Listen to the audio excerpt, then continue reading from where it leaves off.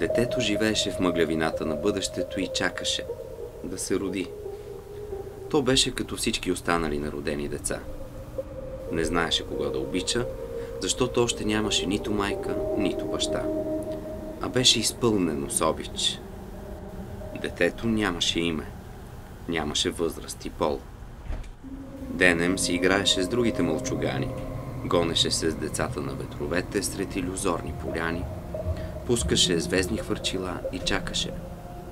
Без да го знае и без да се стреми към това, то чакаше да се роди. Там, в неговия свят, не живееха възрастни. Ветровете нямат възраст.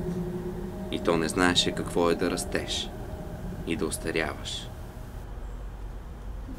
Но един ден детето видя нещо, което преобърна и без това неизградените му представи за живота.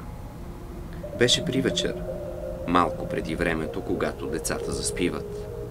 Точно тогава, пред захарната къщичка на сънищата, видя един вятър баща, който беше взел на ръце своето вятърче, люлееше го и му пееше приспивна песен.